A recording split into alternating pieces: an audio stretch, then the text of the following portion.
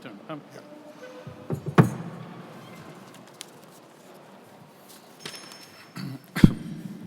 Good evening.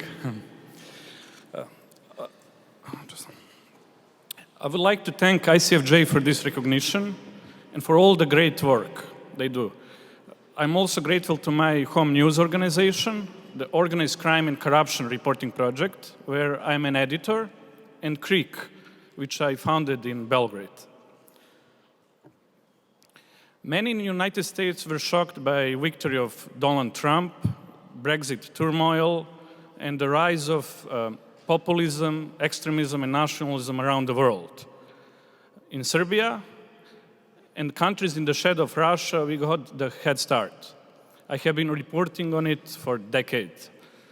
You know, eventually, Eastern Europe do something first. So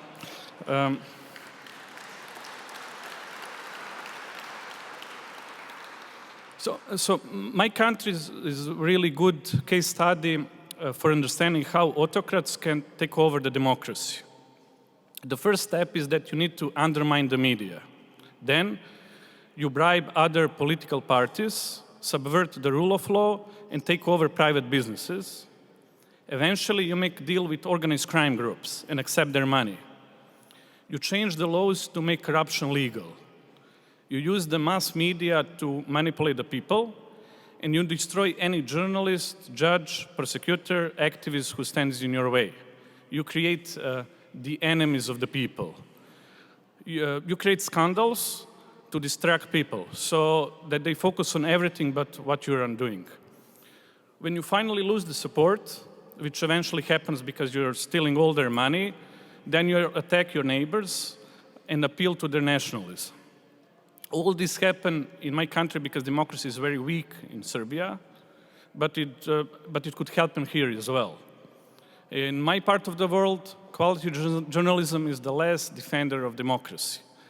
The good prosecutors and the police were fired, and now justice is political in Serbia. We journalists are the last threat to organized crime and corruption, and the nail that sticks up gets pounded down hardest. The government is suing us. It makes us pay seemingly random tax bills. It follows us with intelligence agents and publish fake stories in pro-governmental media about us.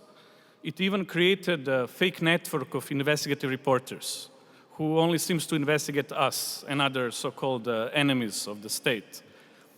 KRIK team members are under court proceedings now. Threats have been sent to our newsroom, and the homes of 2 of our reporters were broken into. And we have been target of the surveillance by the Secret Service for a long time. They publish lies about me on the front pages of Serbian leading media. But still, we are the lucky ones. Our colleague Khadija Ismailova was jailed in Azerbaijan on fake charges. Our colleague from Slovakia, Jan Kuciak, was murdered with his fiancée. It feels like it was never hard as today to tell the truth.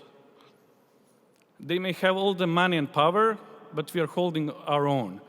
Our leadership is engaged and active. People are protesting. We survive because we work hard and we are efficient. But in the long run, it's not going to work. Continued harassments, reporters under tremendous amount of stress, and lacks of financial means are not something that we can bear for much longer. So what should we do? First, media around the world need to collaborate more. It is essential for journalists to make cross-border alliances. It is the same thing organized crime and undemocratic leaders do. So they team up against the people, and we team up against them, against corruption and organized crime. It is cheaper and faster, and it helps you to get the truth better. We need global cooperation. You have found out you cannot do stories on American politics if you don't understand Russia and now Ukraine. Next, the media industry has to develop more effective tools for raising money. Investigative reporting is public service, so we should pay it as a public service. This means either by contribution from the people or creating some national public investigative reporting fund. we have to grow a new industry. In our part of the world, we need to grow it in really hostile environment. If we fail, you will fail. We are in the same boat.